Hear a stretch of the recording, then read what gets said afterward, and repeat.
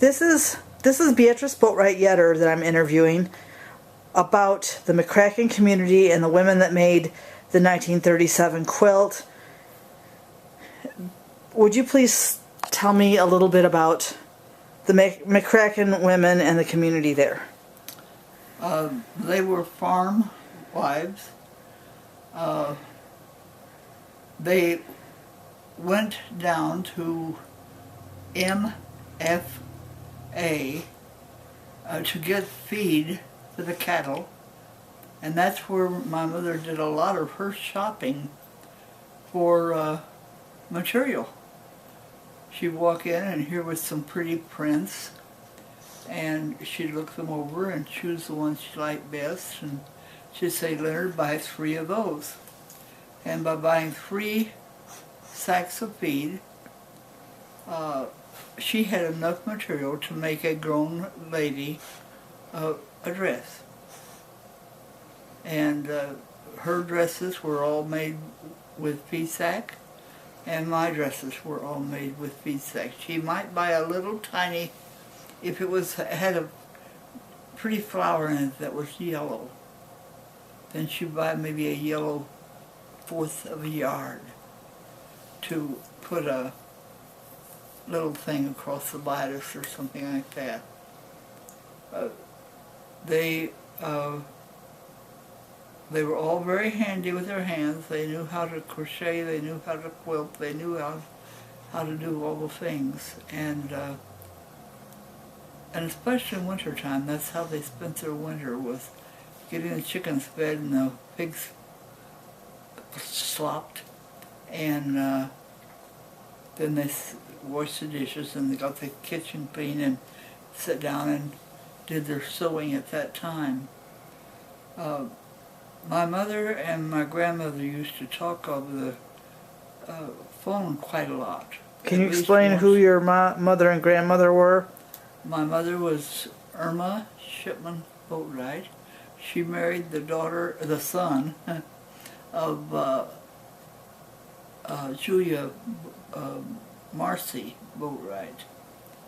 And they talked over the phone every morning, and they talked over the phone later on during the day if something important happened or something came to mind.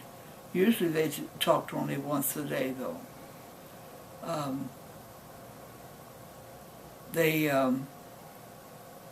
I think that the idea for that 37 quilt may have come from Irma and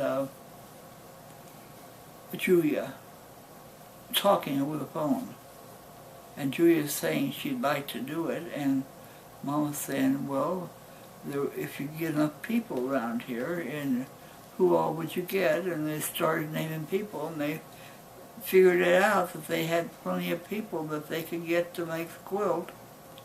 And that's how it started. Well, then Grandma Julia had to contact all these people. Now, my grandmother Julia was raised Catholic, and there were no Catholic churches around Ozark at that time at all. And so she wanted to get some people, though, that were in the Baptist church to make some quilt pieces for her. So she went to church a few times, and I didn't realize why she was going to church. She wasn't going to attend regularly. She went just long enough to get the people lined up that she wanted to take part in the quilt. And several of the people in the quilt came about by that method. There was a lady out at McCracken who did not go to church. In fact, there were 2 of them. And she contacted them by going to their houses. And she got them to, and everybody in that quilt was from the McCracken community. Can you explain a little bit about Friendship Quilts and what you know about them? A Friendship Quilt can be made for the benefit of the person making it, wanting to remember their friends and as the years go down, or it can be a friendship quilt that was made specifically to give to somebody on a special day, like a young girl that was engaged to be married. Then they would get her friends all together and talk to them and give them the right size piece, and it was up to them what they put on the quilt. What would they offer? They would each have a square to make, or they would have a square to make, yes. And what kind of things would they put on it?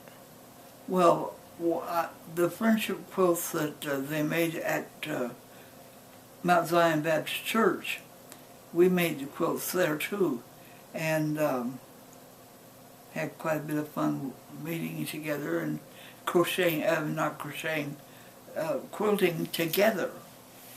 And with all of them working at one time, they could finish a quilt off in one day.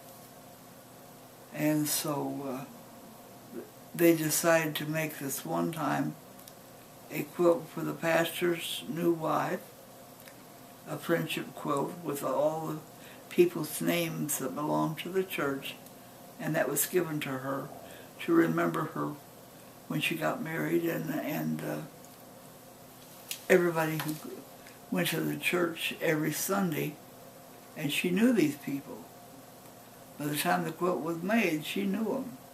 And so, and at the same time, they decided to make extra quilts because a family had had a fire, and it had burned all their bedding, and they needed quilts. They made 2 friendship quilts for that family. The friendship quilts that they made together like this were not made as individually as the 39 quilt was. Everybody in the 39 quilt chose their own pattern that they wanted to make. But everybody at the church had a basket pattern, and it had a handle across the basket, and in under the handle is where they wrote their name. And so they could make the basket in different colors, and they could do certain things with the freedom, but the pattern itself was basically the basket. And that was on some other friendship quilts, but not the 37 one. Yeah. Okay. All right. Did you have any other thoughts you wanted to say about? Well, after Grandma got through talking to my mother and getting people that were at the church and people that lived in McCracken but didn't go to church, she still had quilt pieces that needed to be made. So she either wrote or called her sister-in-laws out in Kansas and got them to make them.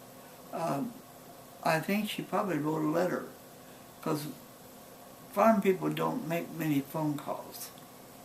It's long distance. It's not something you want to spend money on. So they would at that time they probably